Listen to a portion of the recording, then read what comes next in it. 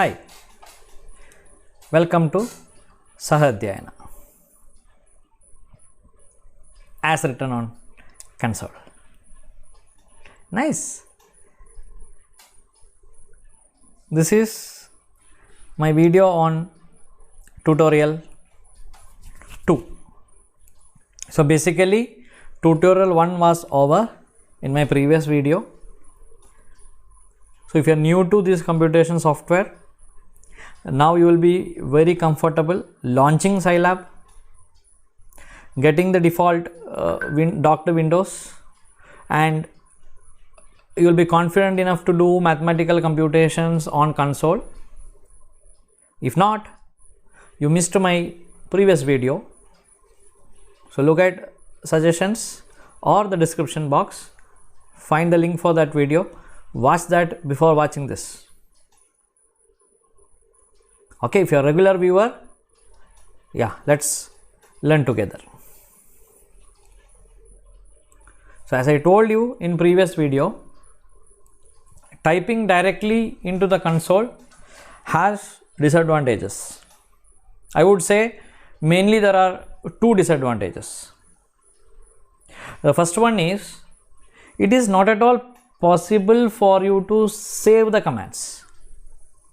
So you keep on entering so much commands to mathematically compute. All those commands are temporarily stored.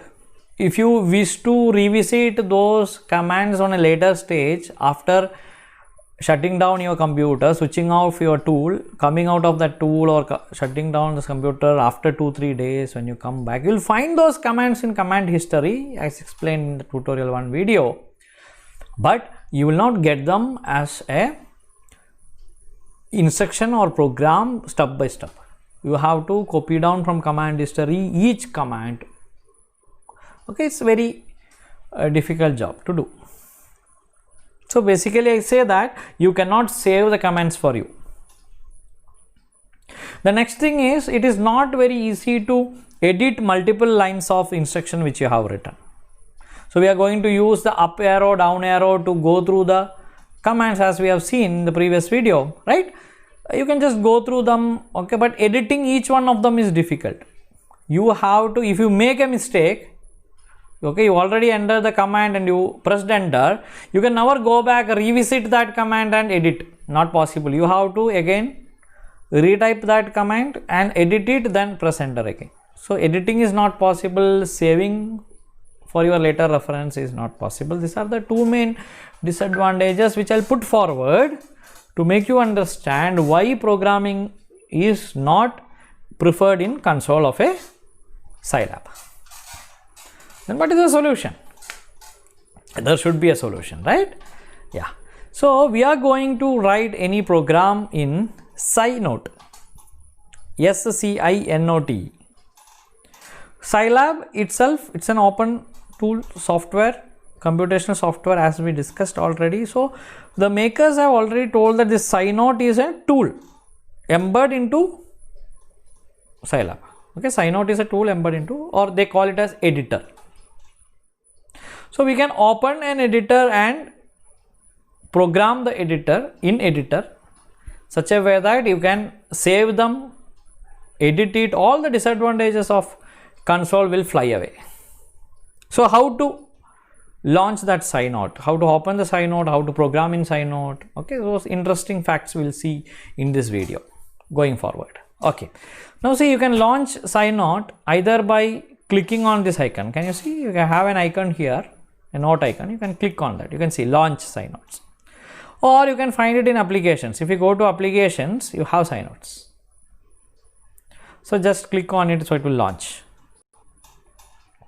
So always a Scinote launches as untitled one. So it's your duty. Okay, so we call it as an editor. Okay, we will not call it as a Scinote hereafter.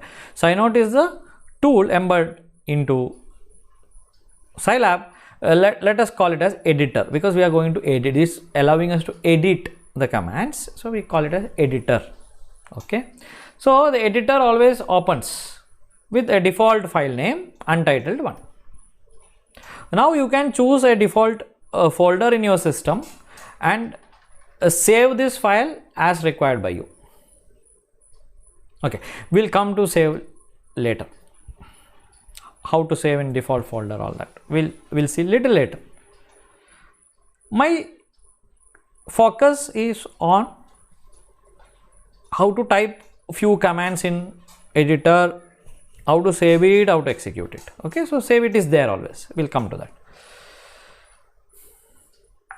So basically typing in editor is like processing any word, like how you type in MS Word, how you type in notes.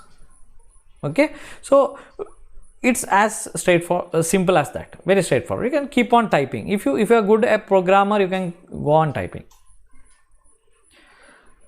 So usually in text editor, by default in Scilab, opening, closing of parentheses, okay, loop functions, all these are added automatically. Okay, you can remove this also, like indents and all you can remove this also. There are options for that. We'll see that also a little later. Okay, so let us try to program a very simple mathematical computations which we have done in console itself. We'll try to do it here and try to execute and see the result, so that you will have little practice on how to do it. That's very important, right? Yeah. So let me say that I have a variable a. Okay, let me use a small letter, doesn't matter. A equal to 10 maybe, okay, some value, and I am assigning b is equal to 5 maybe, okay, some value. Then I am saying that c is a multiplied by b and d is something a plus b. Okay, basic algebraic operation. Just try executing this. So I have written, basically I have written a program. I am saying that I have a variable whose value is 10, I have a variable whose value is 5, another variable whose value is 5. I just want to multiply them, assign it to variable c, I have to add them and assign it to variable d. Nice. Okay. Now what should I do? Once I finish writing a program in editor, the first thing I should do is I have to save it. So for saving, you have here save on the toolbar, or you can go to file and click save, or you can use shortcut key Ctrl C. Now by default it opens a folder. Now how it by default opens it folder? How Scilab knows that it should save in this particular folder? As you can see here, I already set it here. Say save in Scilab. I have made a folder Scilab. I already have some file there, okay, which I have already done. So I am going to save it here. Okay, some basics, I'll say basic, okay, basics, and the extension is already .sce. Okay, remember this extension is .sce, so you should not give extension, not required, it assigns by itself. So any file saved as .sce, okay, in your system, and if you go to that file and double click that, it will automatically launch Scilab. So in the previous video we were seeing how to launch Scilab, right, once we install Scilab. So here, once you have any file in Scilab already, means once you have a file in editor, a program in editor, and you save it as .sce, hereafter if you does not wish to launch Scilab as we have seen in the previous video, you can go to your folder, a file, you can double click that file will open in Scilab itself. That's the advantage of Scilab. Keep that in your mind. Okay, so I am saving this as basics. Yeah. Now one more thing I need to tell you, right, how you reach this particular folder, because I have my PC here. There's so many folders, so many drives, so many folders. So how particularly I reached this also I'll explain. But hope you understood file name, how to give file name. Okay, I click save. Okay, to explain that means how to reach to that folder. Okay, by default how I am reaching that folder, let us go to console, basically the default window. Now see here, this is the file browser. Okay, we already explained it. Okay, now this file browser, if you click on this folder, okay, it says that is selected directory. You can select your directory here. It's that simple. Now we click a select tree. So I have selected this directory. I have went to my PC, okay, I went to some folder, okay, and in that folder I have just selected that. I have many folders with me, okay, I just select that folder and I am inside Scilab, okay. So I say that this is my directory. So all the Scilab should be saved in this particular directory. So where I select the directory, I select the directory in the file browser. Hope that is very clear. Once you select this directory, every time you save a program, this will automatically open in that. You can just give the name and save it. Yeah, nice. Okay. Now coming to program. Now I have written a program in editor, I have saved it. Now you know how to type some commands, how to save it. Nice. Now I need to execute this. I need to check what is my C, what is my D. Okay, this is a simple straightforward program, so you already know what is C, what is D. Okay, right, I agree, but still we need to check, right, how to execute it in Scilab. Execution in Scilab is interesting. Okay, why I say interesting? Okay, so for executing a written program, go to execute in toolbar and you have these many options here. Okay, you have file with no echo, file with echo, then until the caret with echo. Caret basically means selection. Okay, until the selection with echo, then you have save and execute, then you have save and execute all files. So we have here only single file. So if you have 1, 2, 3, 4, 5, if you're an expert programmer later, okay, you'll be thanking me, obviously, hopefully. So that time you can, like 1, 2, 3, 4, 5 files you have, all interdependent files. You're calling that function from this file, this function from that file. Okay, you can just go to save and execute all files. All the files will be executed together and it will give you expected output if your program is perfect. Okay, now in this case I can go for these 4 options: file with no echo, file with echo, until, okay, and save and execute. So first I'll tell you one thing, that's this save and execute, which is F5, and file with no echo are similar. Okay, so let me go with file with no echo first. So I'll just click this. So I have basically executed this program now. Now where to see the output? So output of this program will be always in the console. Yeah, you guessed it right. So I have to go to console now. Okay. Yeah. Now what are the variables I have given? I have to remember because now I am in a different window. Okay, I have done A, B, okay, C. So I enter C. I got 50. Is this correct? Again I have to remember, okay, right, what I have written C, okay, C is A multiplied by B, 10 into 5, okay. I can check variable browser also, okay, B is 5, A is 10, so 10 into 5, but still you have to remember what is C, equation for C, okay, nice.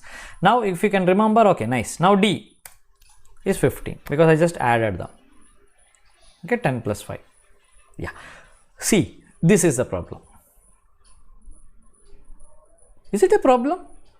Yeah, now it's not, because you can easily remember what is C, what is D, right? So you are in a different window now, checking the output, whether the program is working properly, all that, and you have to remember, okay, what is C? Okay, C is A into B, D is, okay, A plus B. In this case it's very easy to remember, but when very mathematically, okay, over polluted equation, it's not always easy to remember. That's why Scilab provide you these extra options. What is that extra options? You can execute it with an echo. You say that I am going to execute this with an echo. So an echo is generated. What does it mean is, see, hooray, see, the program is here. So it made a copy of that program which you have written onto the console. Now it's very easy. I know that A is 10, okay, B is 5. I don't want to look into variable browser. I don't want to remember, okay, overload my brain, nothing. Okay, Scilab is helping me. Okay, so hello friend, this is the program you have written. Okay, what you need C, okay, enter. Okay, okay, what you need D, enter. Yeah, nice. So if you execute with echo, it comes here. You can look at the program and analyze. Nice. Okay, Scilab is nice. Yeah, nice. Then what is the third option? There's one more option there. Okay, third option says up to the caret. Caret is in the sense indirectly an indent or selection. Now see, I have two computations, C and D. But I don't want to know what is D, or I am not interested in D. I am just interested in C. Then what I can do is I can select, okay, A, B and C if required, or just C, whatever. So from the beginning of the program up to where I have selected, only that much will be echoed in the console, and only that many variables you can execute. That's the idea. So see, if I give execute selection with echo, now if I go to the console, okay, see, I have only program till C equal to A into B. Okay, now I can give C and I get the answer. That is nice. Okay, I hope this three way of execution is very clear. Now there is one more option, right? Save and execute. So this is what basically people use. Okay, generally people use just save and execute. Save and execute is same as file with no echo. If I just press save and execute, this program will be executed and I will not get any echo of that program in my console, but I can write C and get my answer, write D and get my answer. Okay, now I have to clean this. You know that if I give CLC, this will be this console will be cleared, but there is one more option. I just want to say that I go to edit, okay, and give clear console. Even then it will clear the console. Okay, nice. Now we have learned how to write commands in editor, or basically Synode, how to save it in a specific directory, and what are the different ways of executing the written commands. Okay, now I would also like to add upon something. You might have wondered, because if you have seen my previous video, you might have wondered my font size in console was very small, and today's video font size in console is little bigger. Or you wish that in editor, okay, you don't like to type the commands in this particular font or in this particular font size. What should I do? Is there any option? Yes, you have options. You have options. You can go to edit. Okay, you can go to edit. I'll just introduce this. Okay, you can try on it later. Okay, okay, sorry, not here. You go to console, that means default window. Okay, console. You go to edit, and in edit you have preferences. Just click open this preferences. So can you see here, when go to preferences, by default it opens with fonts, and you have here, okay, you can use the system font. If you don't like to change the font, you can use the system font. Okay, whichever the font your system follows, it will do that. Otherwise you can come to custom font, and you can see here console as well as Synodes. Okay, so I'll use console and explain you the same is applicable in Synodes also, in editor also basically. So I'll go to console. Okay, then I'll use custom. I will not use desktop text font. I'll use custom. I click on this, browse on it. See, I can have these many as in my Microsoft Word or any other word processing software. Okay, I can have so many font like, right, so many fonts. So I'll click one, maybe Courier New one font, and I can change the font size also. I'll make it more bigger so you'll understand that I've changed it. Okay, so press OK. So in console I have changed my font and font size now. So I'll click apply, I click OK. See, now if I type something, okay, see, my font is different, so you can go to edit in the default Scilab docked window, go to edit, go to preferences, and you can change font, okay, font color. Okay, there are so many options. So I'm leaving it as an exercise for you. Okay, I don't think you need guidance for that.